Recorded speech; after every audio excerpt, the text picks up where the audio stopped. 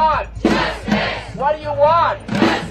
একই দিনে একই স্লোগান, কিন্তু ভিন্ন ভিন্ন শহর। নিউ ইয়র্কের রাজপথ, লস অ্যাঞ্জেলেসের ফেডারেল ভবন, ফিলাডেলফিয়ার লাভ পার্ক, সব জায়গায় একটাই বার্তা, নো কিংস। প্রেসিডেন্ট ডোনাল্ড ট্রাম্পের বিরুদ্ধে যুক্তরাষ্ট্র জুড়ে ছড়িয়ে পড়েছে নজিরবিহীন গণবিক্ষোভ। সামরিক প্যারেডের দিনেই কেন রাজপথে নেমে এলো লাখ লাখ মানুষ?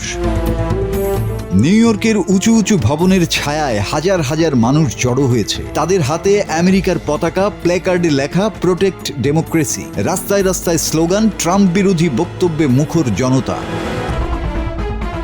ফিলাডেলফিয়ার লাভ পার্কে জমায়েত হয় বিক্ষোভকারীরা। এখানে মঞ্চে উঠে কথা বলেন আইন প্রণেতা, শ্রমিক ইউনিয়নের নেতারা। হিউস্টনের গরম রোদ উপেক্ষা করেও হয় দীর্ঘ মিছিল। প্ল্যাকার্ডে অভিবাসন নীতির বিরুদ্ধে ক্ষোভ, স্লোগানে উঠে আসে মানবাধিকারের প্রশ্ন।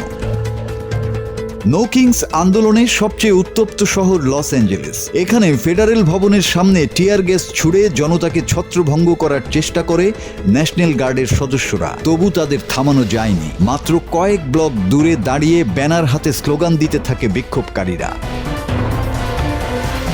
কয়েকদিন আগে অভিবাসন পুলিশের গুলিতে এক নারী নিহতের ঘটনার পর থেকেই অসহিষ্ণু হয়ে উঠে মার্কিন নাগরিকরা। নিউ ইয়র্ক থেকে লস অ্যাঞ্জেলেস এই বিক্ষোভ শুধু ট্রাম্পের বিরুদ্ধে নয়। বিক্ষোভকারীদের ভাষায় এটি এক স্বৈরতান্ত্রিক শাসনের ভয় থেকে জন্ম নেয়া প্রতিবাদ। নো কিংস নামটাই বলে দিচ্ছে আন্দোলনের মূল কথা। যুক্তরাষ্ট্রের রাজা নয়, শাসন করবে জনগণ ও সংবিধান। এই রাজপথের কণ্ঠস্বর কি ক্ষমতার করিডোর পর্যন্ত পৌঁছাবে, নাকি আমেরিকার রাজনীতি আরো গভীর বিভাজনের পথে হাঁটবে? উত্তর দেবে সময় আর আগামী দিনের রাজপথ। মাসুদ হাসান, বাংলা টিভি।